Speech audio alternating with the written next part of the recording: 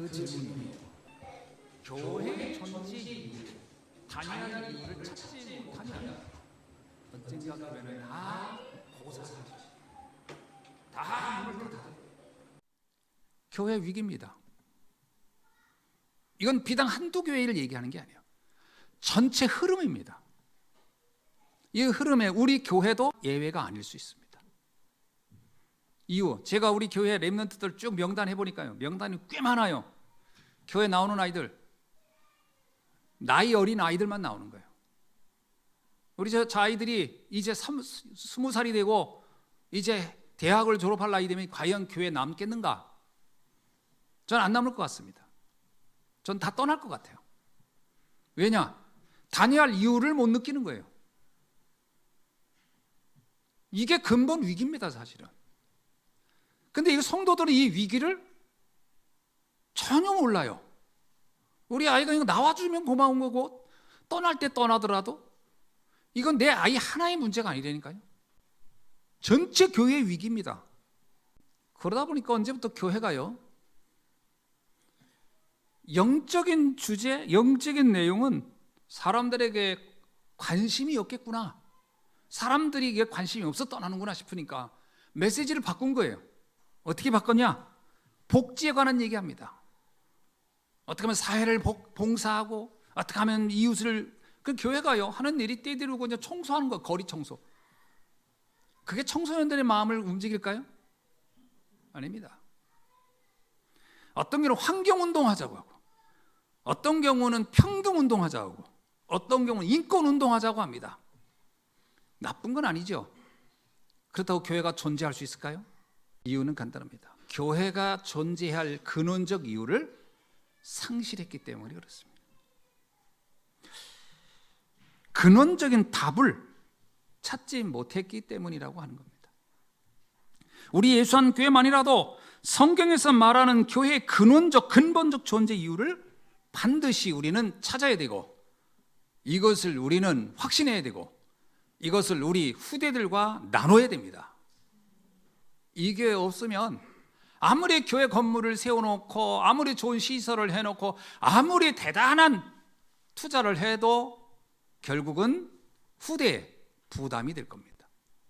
하나님이 세운 기관이 4가지가 있어요. 하나님이 세상에 세운 기관이 4가지가 있습니다. 첫째가 뭐냐? 가정입니다. 제일 먼저 하나님은 가정을 세웠어요. 두 번째가 국가입니다. 국가도 하나님이 세운 기관이에요. 그리고 교회입니다. 그리고 마지막이 교육기관입니다. 회당이에요. 가르치는 현장도, 사람들에게 배움을 갖게 하는 것도 하나님이 세운 기관이에요. 4가지 기관은 하나님이 세운 기관입니다. 그런데 이 4가지 기관 중에 유일하게 음부의 권세를 막을 수 있는 기관이라고 말한 것은 교회밖에 없습니다. 국가를 가리켜서 음부의 권세를 막을 수 있다라고 하지 않았어요. 국가기관을 세우면서 하나님이 그랬어요. 굉장히 위험하다. 이 국가가 너희를 지배할 것이다. 너희를 때로는 노예처럼 만들 수도 있다. 굉장히 위험하다. 그러나 너희들이 원하고 필요하다 하니 허락한다 그랬어요. 가정은요, 가정을 세웠지만 너희들이 사랑하는 그 사랑, 그리고 서로의 갖는 그 인간적인 관계는 굉장히 허약하다. 그것도 쉽게 깨질 수 있을 것이다.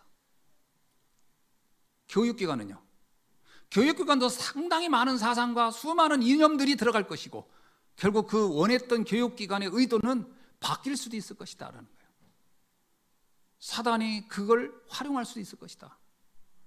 그러나 하나, 교회만 음부의 권세가 이기지 못할 것이다.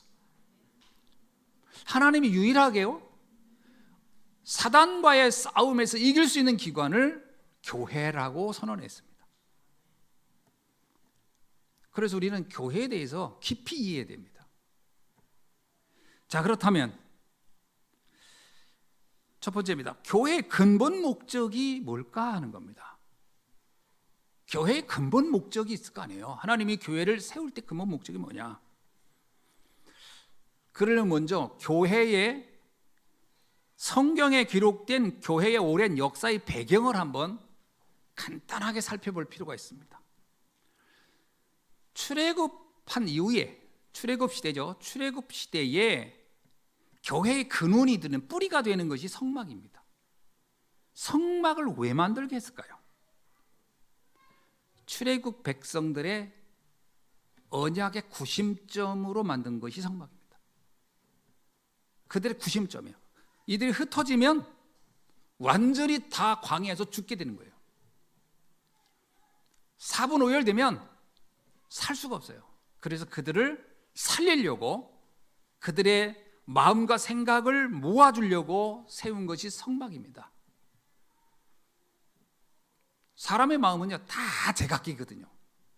10명이면 10명의 생각이 다 다를 수 있습니다. 다 다른 생각 가지고는 어려운 시대, 옛말이 있잖아요. 뭉치면 살고 흩어지면 죽는다. 죽는 겁니다. 이걸 어떻게 묶을 것이냐. 그냥 묶어라. 하나 돼. 그래 살아야. 이 말 가지고는 안 돼요. 그래서 만든, 하나님이 만든 시스템이 성막입니다. 두 번째는 솔로몬 성전이에요. 솔로몬 성전도 건국한 이유입니다. 이스라엘 백성이 나라를 건국한 이후에 하나님이 계속해서 강조한 것이 성전이 필요하다라고 한 겁니다. 이것을 이해한 사람이 하나 나왔는데 다윗입니다. 성전에 대한 이해를 전혀 못한 사람이 사울왕이에요. 사울왕은 그게 뭐가 필요한데, 다윗은 이해했습니다. 건국한 백성들을 하나로 모으는 거. 그래서 어떤 나라든 건국을 하면요, 그 나라의 국가 종교를 만들어냅니다. 사람들의 마음을 묶어야 되니까요. 고려시대 때는 불교라는 것으로 묶었어요. 조선은 유교라는 것으로 묶었어요. 그렇게 묶어야 국민이 하나 되니까요. 나름 그게 국가를 세운 나라마다 그들의 종교가 있는 이유가 그런 겁니다. 하나님은 이스라엘 백성이 건국한 이후에 그들이 하나의 국가로 세계복음할 수 있는 나라가 되려면 영적으로 원리스돼야 되겠다 싶은데 그 구심점을 성전을 세운 겁니다. 이걸 이해한 것이 다윗이고 그것을 실현시킨 것이 솔로몬이었어요. 그리고 다시 이스라엘 백성이 영적으로 흩어지면서 그들이 포로로 끌려갑니다. 포로로 끌려갔다가 다시 70년 만에 귀환을 해요. 70년 만에 귀환했을 때 이들이 다시 노예로 갔던 포로로 귀환한 백성들을 원리스 시켜서 다시 국가를 재건해야 되겠는데 어디를 거점으로 재건할까? 그때 수룹바벨을 중심으로 성전을 건축하게 하는 겁니다. 그래서 하나님 이렇게 얘기합니다. 니네 집을 건축하는 것 급한 게 있다. 너 개인의 삶을 지금 관리하는 것보다 급한 게 있다. 바로 성전을 건축하라. 그래야 너희들이 구심점이 만들어지고 그걸 중심으로 나라를 다시 재건하게 될 것이다. 왜 영국에서 핍박받아서 흩어졌던 떠났던 청교도들이 미국에 가서 제일 먼저 한 것이 왜 교회를 짓는지 아십니까? 미국의 도시는 다 타원형으로 돼 있어요. 정방형으로 돼 있어요. 정 가운데 교회를 세우고 나머지 학교를 세우고 그 다음에 사람들이 살기 시작합니다. 왜 그러죠? 그렇게 해야 그들이 구심점을 가지고 나라를 이뤄갈 수 있기 때문에 그렇습니다. 생존을 위해서 그런 거예요. 후대를 살리기 위해서. 그래서 세운 것이 교회입니다. 그래서 수술바벨을 중심으로 성전을 재건합니다. 그들이 성전을 재건하고 통곡하며 감사할 때 있어요. 그때부터 이스라엘은 다시 화려한 복귀를 시작하는 겁니다. 개인도 회복되고 가정도 회복되고 그렇게 되어가는 겁니다. 그것이 수룹바벨 성전의 목적이었어요. 세월이 흐르면서 그 목적을 또 사람들이 잊어버려요. 너도 나도 어느 정도 먹고 살만 하니까 이제 더 이상 성전의 필요성을 느끼지 못할 때였어요. 그때 헤롯이라는 사람이 권력을 잡습니다. 가만히 보니까 자기가 이방인으로서 자기는 이스라엘 사람이 아니에요. 자기는 요르단 사람이에요. 요르단 사람이 나를 로마의 황제가 이스라엘의 왕으로 그냥 임명해버린 거예요. 헤롯은 이스라엘 왕이 되고 싶어서 로비를 많이 해서 그 결과가 왕이 된 겁니다. 그래서 그 왕을 분봉왕이라. 분봉왕. 헤롯이 쉽게 말하면 임명된 왕인 거예요. 누가? 로마 황제가. 너 이스라엘 왕이 돼. 가서 보니까 이스라엘 백성이 자기를 좋아하질 않네. 자기를 다 싫어하는 거예요. 그러나 권력이 무서워서 마지못해 자기한테 순종하는 척하기 속으로는 딴 생각하고, 이들을 어떻게 하나로 묶을까 하다 떠오르는 게 있습니다. 성전을 재건하자. 그래서 만든 것이 헤롯 성전입니다. 헤롯 성전을 한순간에 만들어 보면 안 돼요. 그럼 백성들 마음이 또 바뀌니까 이거를 천천히 한 겁니다. 예수님 당시에도 완성을 안 시켰어요. 왜 안 시켰냐? 헤롯이 자기 아들한테 권력을 넘겨줬는데 그 아들 때도 백성들의 마음을 살려면 성전을 계속 건축해 가야 되는 거예요. 화려하게 사람들이 시선을 확 끌만한 그런 건물을 예루살렘 정가운데다가 거대하게 세운 것이 헤롯 성전입니다. 사람들이 가면서 계속 보는 겁니다. 이야, 내가 지금 태어나서 본 적 없는 건물이네. 대단하네. 사람의 마음을 하나로 묶습니다. 그 이유는 뭐였죠? 헤롯의 권력을 재건하려고, 권력에, 그리고 헤롯 왕에게 부역하는 자들의 권력에 구심적으로 만든 것이 헤롯 성전입니다. 예수님이 그걸 보고 분노했습니다. 성전의 원래 목적과 아무 상관없이 모양만 그럴듯하게 해놓고 거기서 너희들은 장사를 하거나 너희들의 권력을 유지하는구나. 저거는 돌 위에 돌 하나 남지 않고 다 무너지는 것이 하나님의 뜻이다. 실제로 예수님이 그 말을 했을 때가 AD 30년경이거든요. 그런데 그 이후에 정확하게 40년이 지난 후에 AD 70년 로마 티투스 장군이 와서 예루살렘 성전을 함락시키는데, 뭐라고 함락시켰냐? 이들이 예루살렘 성전을 중심으로 나한테 계속 저항을 하니 이 성전을 없애버려야 되겠다. 그래서 성전을 어떻게 했죠? 다 부셔서 우리가 이스라엘을 빨리빨리 올 수 있도록 도로를 깔아라. 거기에다가 포장도로로 가야 되니까 저 성전도를 다 갖다가 포장도로로 해라. 그래서 예루살렘 성전돌이 로마에서 이스라엘로 들어가는 고속도로를 내는 포장도로의 돌이 된 겁니다. 근데 티투스 장군이 이랬어요. 그래, 기축들은 내도 왜 했더니 이거는 두고두고 이들에게 교훈이 되게 해야 돼. 한 번만 로마에 대들면 이렇게 되는 거야. 보여주는 모델, 흔적은 남겨놔. 그것이 지금 통곡의 벽이 남아있는 이유입니다. 이렇게 된 거예요. 구심점이 아니에요. 그건 어떻게 된 거죠? 헤롯 성전이 무너짐과 동시에 어떤 일이 온지 아십니까? 그 전까지는 다 구심점 모으는 거였어요. 하나님이 헤롯 성전이 타락하니까 그들을 다 흩어라. 디아스포라의 시작입니다. 이스라엘은 2000년간 나라 없이 흩어서 살아난 이유가 솔로몬 성전, 헤롯 성전이 무너짐과 동시에 황제 명령이 내립니다. 이스라엘 사람은 한 명도 이스라엘에 들어올 수 없다. 그게 칙령입니다. 그리고 이스라엘 땅의 이름을 바꿔라. 이 땅은 더 이상 이스라엘이라는 나라를 쓸 수 없게 하라. 이 땅을 블레셋의 땅이라고 해서 팔레스타인이라고 해라. 팔레스타인 이름을 지은 것이 로마입니다. 그 땅의 이름이 지금까지 오는 거예요. 팔레스타인. 그 이름을 명령한 것이 로마 황제예요. 이스라엘은 2000년간 디아스포라가 된 겁니다. 그 이전의 모든 성전은 구심점이에요. 하나님의 뜻을 이루기 위해서 모으게 했던 성전이에요. 하나님의 뜻과 반대되니까 다 흩어버리는 성전이 되어버렸어요. 오늘날 하나님의 뜻과 반대되면 교회를 하나님은 흩으실 것이고 노예로, 포로로, 속국으로 후대들은 그렇게 살게 될 것입니다. 유럽의 교회가 무너진 이후에 모슬렘들에게 완전히 장악돼서 꼼짝달싹 없게 됐어요. 그 유명한 유럽의 나라들, 우리가 흔히 야 정말 살기 좋은 나라들이야 라고 했던 나라들, 지금은요 밤길을 걸을 수 없게 돼버렸어요. 왜? 모슬렘들 때문에. 막습니다. 교회가 무너지면 흑암에게 완전히 후대는 장악될 것입니다. 이게 재앙이에요. 왜 우리는 교회를 지켜야 하는지를 아셔야 돼요.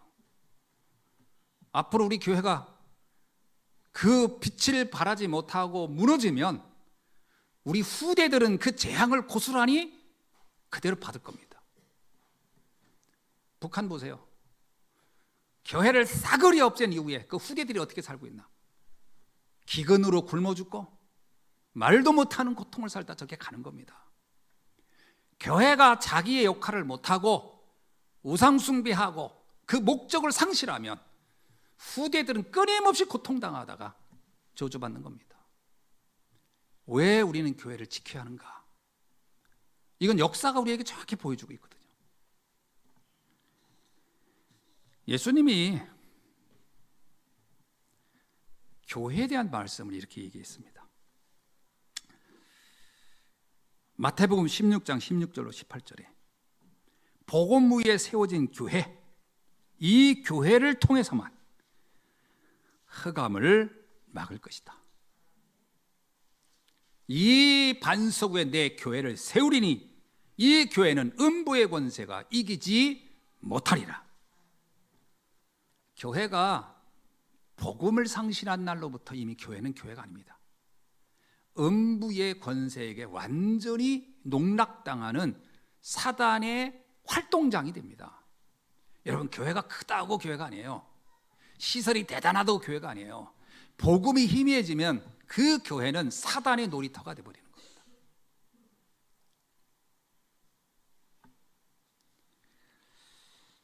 예수님께서 마태복음 24장에서 이렇게 얘기합니다.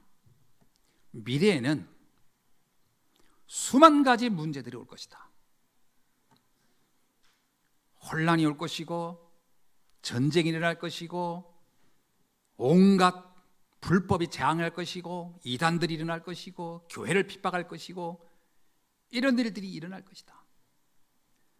그런데 이걸 무엇으로 막을 것이냐라는 거예요. 교회로 막아야 한다는 거예요.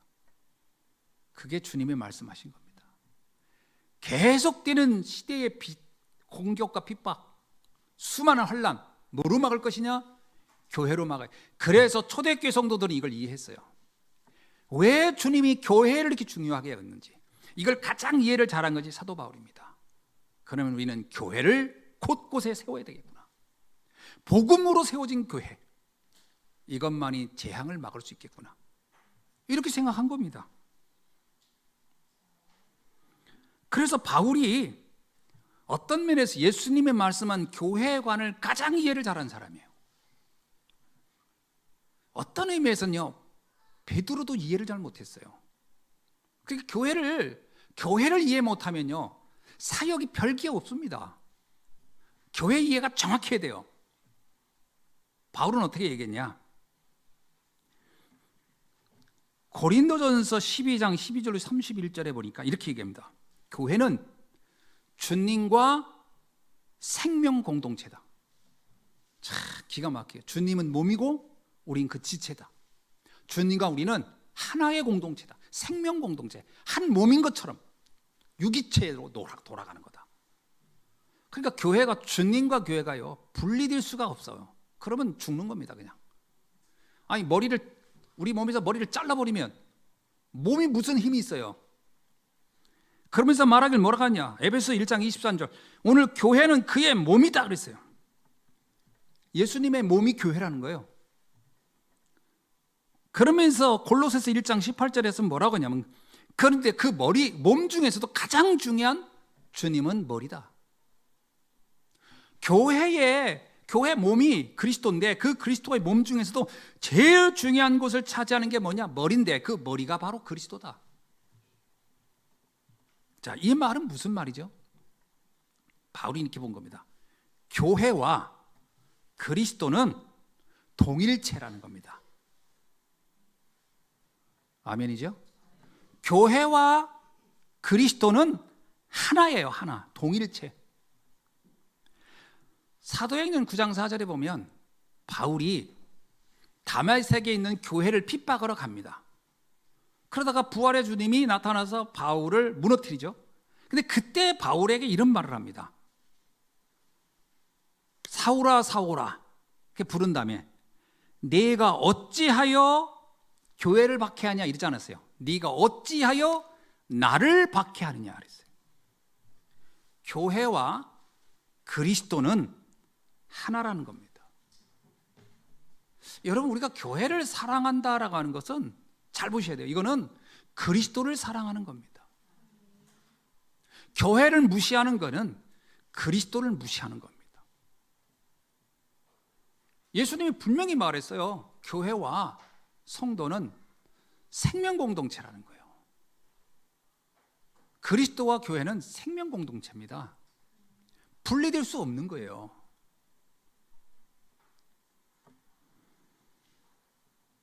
두 번째입니다. 교회가 만들어낸 교회의 위기 역사를 우리는 봐야 돼요. 그러면 지난 역사, 초대교회 이후의 교회는 어떤 역사를 왔는가 간단하게 살펴보겠습니다. 첫째입니다. 헤롯 성전은 아까 설명했습니다. 그게 헤롯 성전의 문제예요. 이걸 예수님이 뭐라고 했냐면 강도의 소굴이 됐구나 그랬어요. 그렇습니다. 복음을 상실하고 인본주의, 인간의 권력을, 인간의 어떤 자리를 탐하는 교회는 강도의 소굴이 되어버리는 거예요. 잘 봐야 됩니다. 그러니까 강도들의 집이에요. 강도들의 집. 두 번째입니다. 중세교회입니다.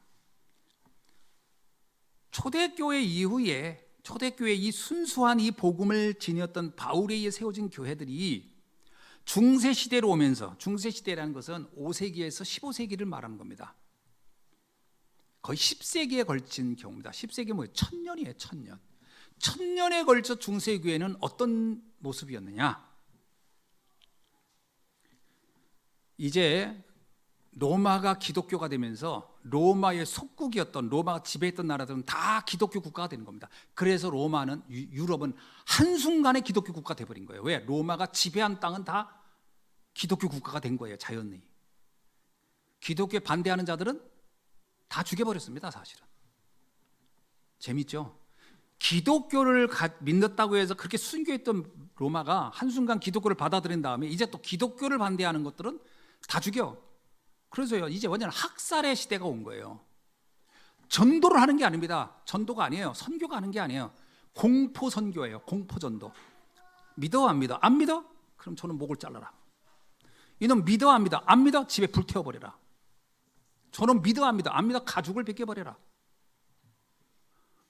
그러니까 사람들이 겁먹어서 믿는 거예요. 이제 어이구야 무서워, 안 믿으면 안 되겠네. 황제가 쩔쩔매게 됩니다. 왜? 황제한테 교회의 권위가 하늘을 찌릅니다. 교회의 권위가 하늘을 찌르. 어느 정도 황제가 되고 싶으면 교회에 와서 세례 받아. 세례 받아야 내가 네 황제로 인정해. 세례 안 받아? 그러면 세례 받겠다는 사람으로 바꿔. 그러니까 황제가요, 교회 가서 세례 받아야 돼. 그리고 또 세례 받는 것 정도가 아니야. 고해성사해야 돼. 자, 고해성사해. 그러니까 황제가 고해성사합니다. 신부한테. 제가 전에 이런 짓을 졌고, 이렇게. 황제의 잘못을 신부가 다 알고 있어요. 그러다 나중에 황제가 마음에 안 들면, 야, 너 그때 고해성사한 거 내가 다, 쉽게 말하면 다 폭로해? 네, 우리 말 들어. 황제가 쩔쩔매는 겁니다. 어느 날 되니까 교황이 황제보다 우위에 서는 거예요. 그러면서 황제들이 교황한테 아부하기 시작하면 땅 갖다 바쳐.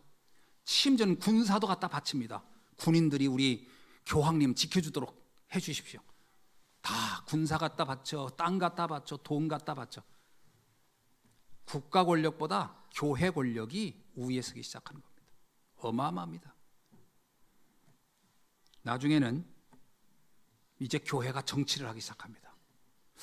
네 마음에 안 들어? 그럼 황제 바꿔. 또 저 나라 황제 갖다 앉혀. 이제 교회가 유럽의 국가 정치를 좌지우지하는 단계가 되어버린 거예요. 권력을 위해서 전쟁들을 일으킵니다. 13번의 십자군 전쟁, 교황청이 시작한 겁니다. 전 유럽을 피바다로 만들어버렸어요. 여러분, 모슬렘은 중동에 조금 믿고 있던 사람들이에요. 근데 교황은 모슬렘이 미운 게 아니었습니다. 모슬렘인들하고 예루살렘은요, 그때 역사를 보면 모슬렘인들하고 기독교인들하고 유대교인들하고 그냥 서로 공존하고 지냈어요.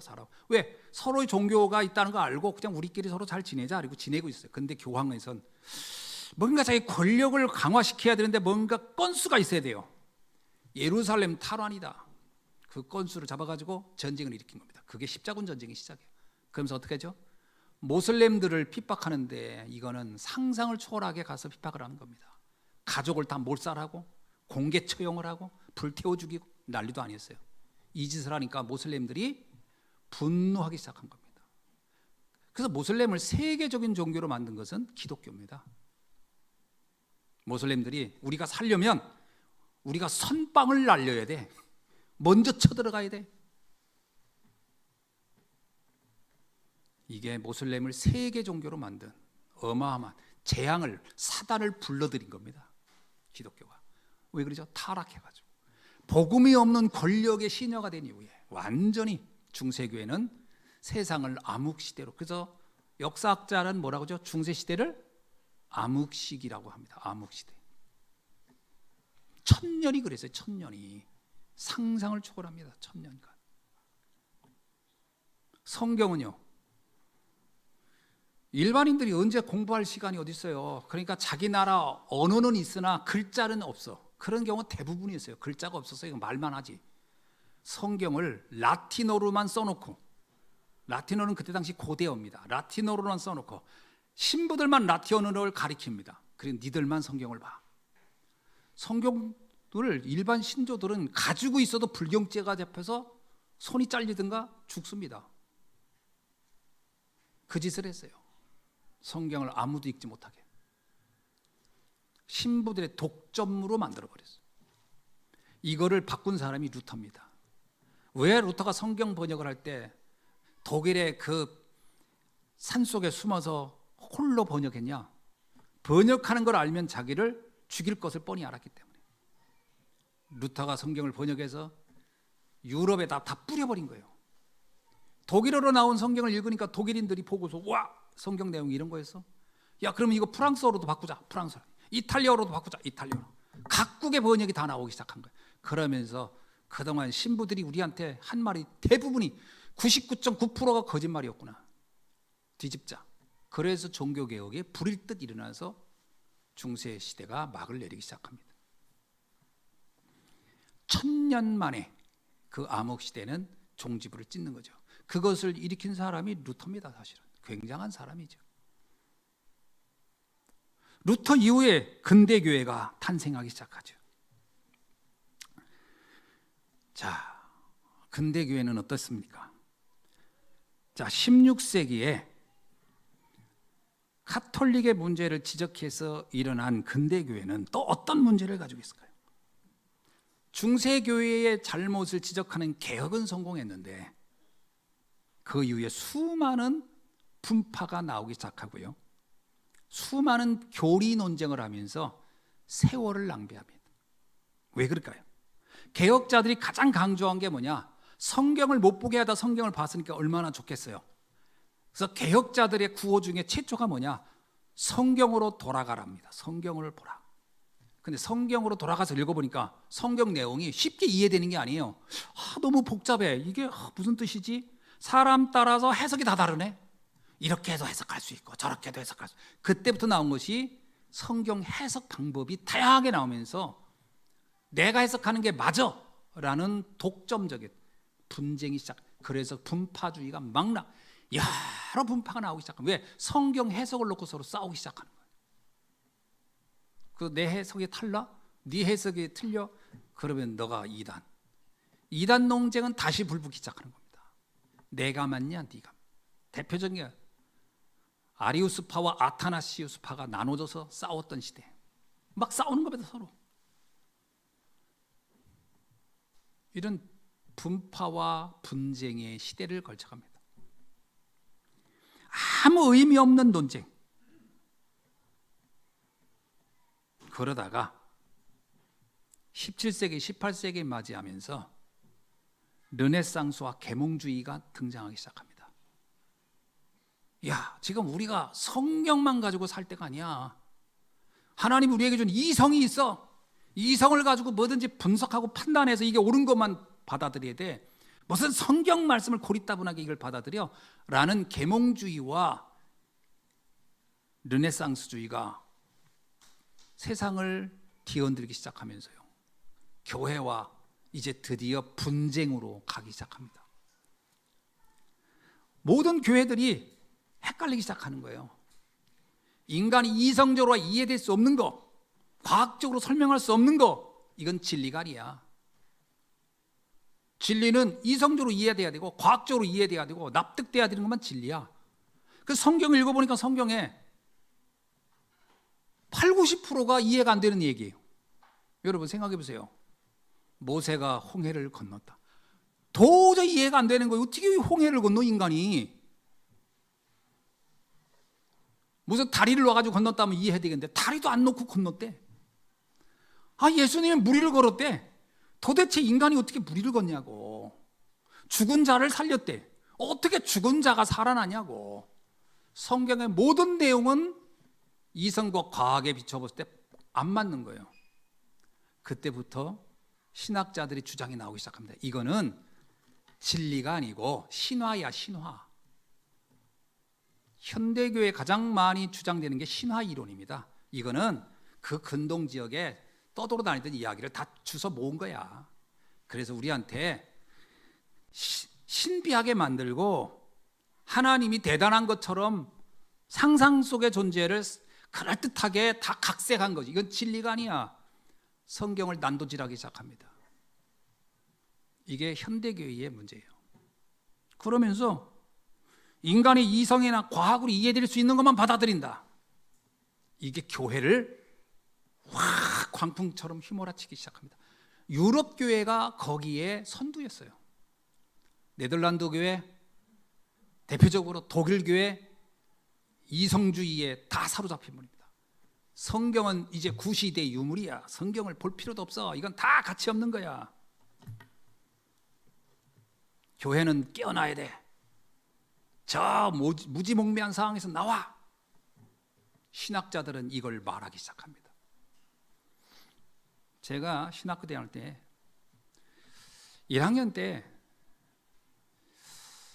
성서학을 배우는데 첫 번째 강의가 성경은 자료로 만든 거다. 그게 뭔 말인가 했더니 J자료, D자료, P자료, C자료 이렇게 말하는 거예요. 그게 뭔 말인가 했더니 독일에서 공부한 우리 신학자가 근동에 있던 P자료 문서, D자료, JDP자료라고 해서 막 얘기하면서 이 자료가 통합돼가지고 그냥 섞여 들어와서 여기 있다.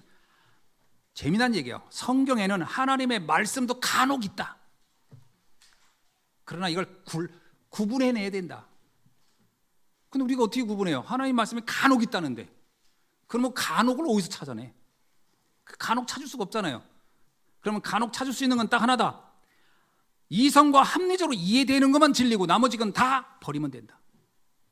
그러고 났더니 성경을 그 눈으로 보니까 99.9%를 불태워버려야 돼요. 그래서 목사가 나오는 겁니다. 나와서 무슨 얘기예요? 메시지를 할 게 없는 거예요. 다 이건 거짓말이고 신화인데 이걸 어떻게 내가 설교를 해요? 목사가 무슨 설교할까요? 도덕 설교하기 시작하는 겁니다. 여러분, 하나님 우리에게 착하게 살라고 했습니다. 이웃 것을 탐하지 말래요. 도덕 설교로 가는 거예요. 이제 도덕 설교, 윤리 설교로 가는 겁니다. 성경의 영적인 이야기를 내세우면 도저히 이게 본인 자체가 받아들일 수가 없는 거예요. 다양성, 양성평등, 인권, 포용 이런 주제로 교회는 가기 시작한 겁니다. 성령의 역사가요, 이걸 뭐라고 표현한 줄 아세요? 이거는 감동한 걸 표현한 거다. 우리가 음악을 들을 때 감동하지 않냐? 우리가 책을 읽을 때 감동하지 않냐? 그 감동 상태를 말할 때 성령 충만이라고 하는 거다. 느낌, 감성 이런 것으로 다 해석이 된 겁니다. 그러니까 인간이 이성적으로 합리적으로 해석될 수 있는 것만 받아들이는 거예요. 천국 개념이 이해됐을까요? 아닙니다. 이 땅에 인간답게 사는 것이 천국이다. 그리스도가 이해가 안 돼요. 합리적으로. 이게 현대신학의 저주입니다. 현대신학의 저주예요. 현대교회의 저주입니다. 근데 이거를 지금 계속 가르쳐요. 많은 신학생들은 이걸 와서 배우고 앉아 있어요. 이거는 제가 볼 때 모슬렘보다 더 무서운 거예요. 전 사단이 교회를 잡았다고 보는 겁니다. 사단이 잡았어요. 그리스도만 어떻게 이렇게 쏙 빼놓고 얘기할 수 있어요? 그러니까 영적으로 갈급한 사람들이 나와요. 그래도 나는 뭔가 믿고 싶어. 근데 도대체 교회는 안 가르쳐줘. 근데 뭔가 내가 알고 있는 것 이상의 초월적인 뭔가 있는 것 같아. 이걸 어떻게 이게 알 수 있을까? 그래서 나온 게 신비주의입니다. 이제 신비주의자들이 나오기 시작하는 거예요. 방언을 많이 하면 하나님을 만날 수 있어. 뭔가 막 기도를 그냥 막 쌈박하게 하면 뭔가 올 거야. 체험이 올 거야. 하나님의 말씀하고는 아무 상관없는 신비주의로 빠져들기 시작한 겁니다. 신비. 이게 교회를 다 휩쓸어 버린 거예요. 지금 큰일 났습니다.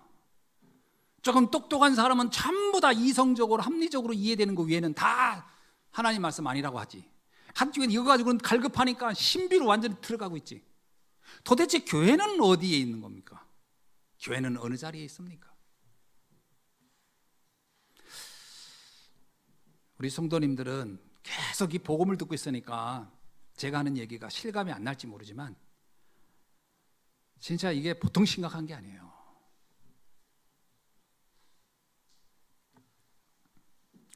오늘날 교회가 존재할 이유는 어디 있을까? 결론적인 말씀을 쭉 드리겠습니다. 교회는 진리 수호의 절대 망대입니다. 디모데전서 3장 15절에 이런 말씀이 있어요. 너로 하여금 하나님의 집에서 어떻게 행해야 할지를 알게 하려 함이니 이 집은 살아계신 하나님의 교회요 진리의 기둥과 터니라. 진리의 기둥과 터. 교회는 오직 복음이라는 절대 진리를 수호하는 현장이 되어야 할 줄로 믿습니다. 복음 아닌 섞인 복음, 틀린 복음이 들어오면 어떻게 된다고 했어요? 갈라디아에서 저주를 받을 거라 그랬어요. 교회에 섞인 복음, 틀린 복음, 이런 복음들이 마치 복음인 양 위장해서 교회에 들어오지 않도록 막아내야 할 것입니다. 오직 복음이어야 됩니다. 오직 복음의 말씀, 오직 이 복음의 말씀을 전하는 전도와 선교, 우리는 여기에 마음을 담아야 합니다. 두 번째는 교회만이 흑암을 막을 유일한 절대의 망대입니다. 고린도후서 10장 4절 5절에 보니까 사단은 온갖 이론과 사상으로 세상을 공격한다. 인본주의, 신비주의, 합리주의로 공격합니다. 이것을 활용하는 단체가 3단체예요. 여러분 3단체가 얼마나 사람들에게 매력적으로 다가오냐. 여러분 이 프리메이슨이 우리가 접신운동합니다 이렇게 말하지 않아요. 이 프리세이는요 사회에 많은 사회적인 지원을 합니다. 전쟁터를. 여러분 우리나라에 프리메이슨이 언제 들어온지 아세요? 한국에? 6.25 전쟁 끝난 이후에 우리나라에 밀가루를 지원해 준 단체가 프리메이슨입니다. 그렇게 들어오는 겁니다. 그때 이 밀가루를 지원해 주고 그 옥수수죽을 주면서 그때 그것을 중간에서 수고하면서 이윤을 남기면서 기업이 만들어진 사람들이 나 프리메이슨에 그때 다 가입한 거예요. 그렇게 세상을 그들이 펼쳐가는 겁니다. 사람들은 몰라요. 제가 지난번 필리핀 갔더니 필리핀의 팔라온에 가는데 거기에 벽에다가 이렇게 써 있더라고. 우리는 프리메이슨을 동경한다. 이렇게 딱 써 있더라고요. 영어로 뭐라고 써 있는데 그걸 이렇게 찍어가지고 번역을 했더니 우리는 프리메이슨을 동경하고 이것을 지지한다. 크게 써놨어요. 왜? 그 어려운 나라는요, 그 사람들이 많은 지원을 해주니까요. 그게 목적이 아닙니다. 결국은 그들은 거기서 부를 창출해내고요. 결국 그 나라의 모든 탄광이니 무슨 뭐 석탄이니 또는 무슨 뭐 이렇게 뭐 석유니 이런 채굴권을 그들이 다 가져가는 겁니다. 권력을 붙잡고 부를 창출해가는 과정. 그들이 그래서 세계를 움직이는 거예요. 그리고 꼼짝 못하게 하는 겁니다. 이렇게 세상에는 이들이 붙잡고 가는 거예요. 근데 이들이 주장하는 게 뭐죠? 인본주의. 프리메이슨이 가장 많이 강조하는 것이 환경입니다. 환경. 그리고 인권입니다. 그리고 양성평등입니다. 오늘날의 동성연애의 가장 큰 자원금, 그들에게 돈을 지원해 준 누군지 아세요? 프리메이슨들이 하는 겁니다. 그리고 저기 그 무슨 뭐 태평양에서 맨날 그 배 하나 가지고 다니면서 맨날 환경운동한다고 돌아다니는 그 사람도 직업이 없어요. 그게 직업이야. 그 돈 누가 지원해 줄게요? 프리메이슨들이. 그럼 그걸 왜 할까요? 그게 자기들한테 이윤으로 옵니다. 어떻게 해요? 태양광 사업 하게 해. 뭘 하게 해. 그러면서 그건 자기들이 따로 이들이 분위기를 형성하면 그 이유는 다른 데서 얻게 되는 겁니다. 세계를 장악하고 있습니다. 최종 단계는 접신운동으로 가는 거죠. 세계는 이렇게 보이지 않는 큰 손에 의해서 움직이고 있는 거예요. 이것을 막을 수 있는 기관이 하나밖에 없어요. 교회입니다. 오직 복음으로 된 교회만이 이 흑암의 공격을 막을 수 있다. 교회는 시대 재앙을 막는 절대 망대입니다. 우리가 왜 세 가지 뜰을 해라고 하느냐?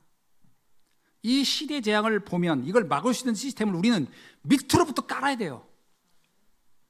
사단은 저렇게 오래전부터 시스템을 깔아왔는데 우리는 아무것도 한 게 없단 말이에요. 이제 시작을 해야 돼요. 밑으로부터. 다민족들을 제자로 세워서 전 세계로 파송해야 돼요.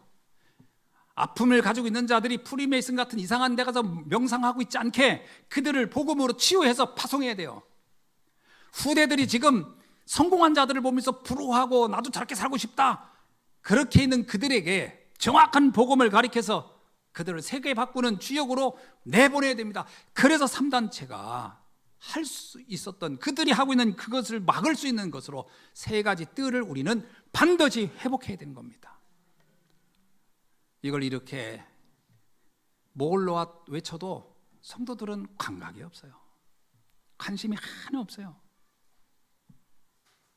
이게 문제입니다. 세상이 어떤 메커니즘으로 돌아가는지에 대해서 전혀 관심이 없는 거예요. 금토의 시대를 열어야 됩니다. 미래의 희망은 렘넌트밖에 없어요.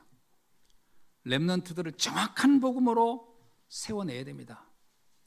그래서 그리스도가 왜 필요한지, 왜 예배와 교회가 필요한지, 왜 하나님의 나라가 이토록 시급한지 알게 해줘야 됩니다.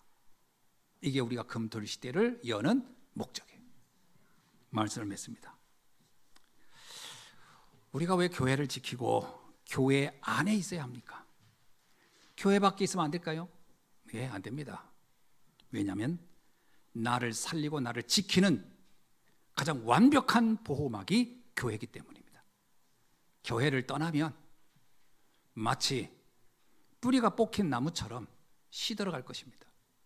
자신은 모를 거예요. 물 밖에 나온 물고기가 지금 당장 죽는 건 아니니까 모르지요.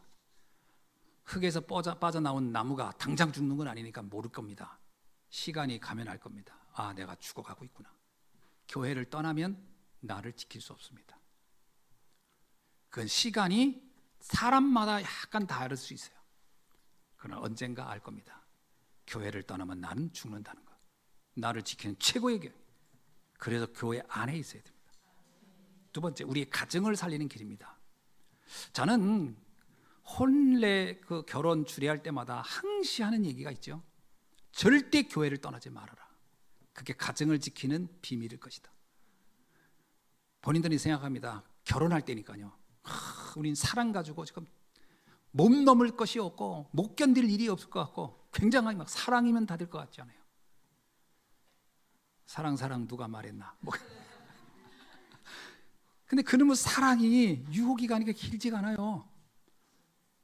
눈꺼풀이 뒤접힐 때는 뭔가 사랑이 닿은 줄 알았지만 이게 이제 벗기고 나면 내가 어쩌다가 내가 내 등 발등을 찍었나, 어째 저런 인간을 내가 선택했을까, 이렇게 되는 거예요.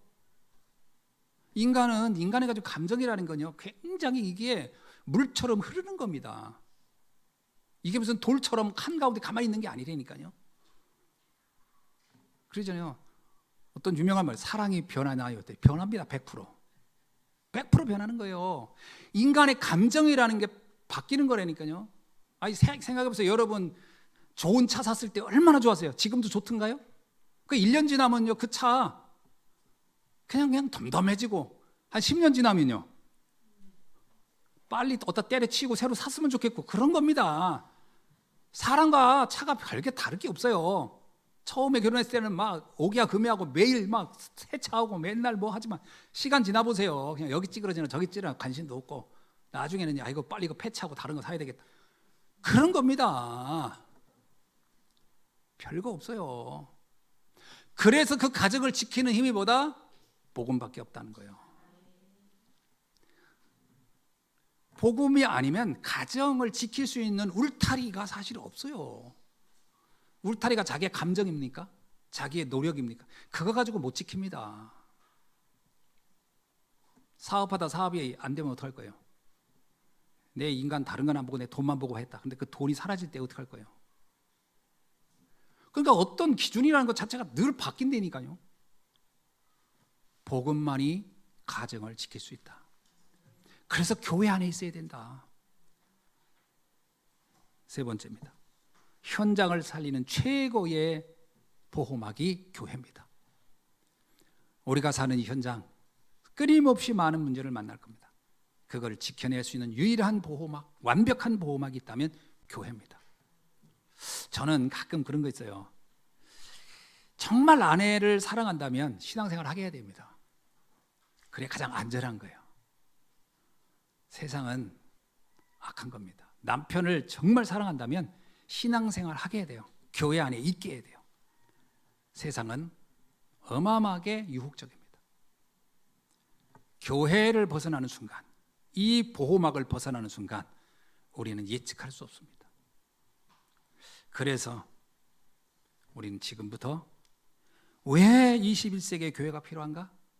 여기에 답을 확실히 내야 됩니다. 진리의 기둥이고 흑암을 막는 절대망대며 시대재앙을 막는 절대망대구나. 그 속에 우리가 있어야 되구나.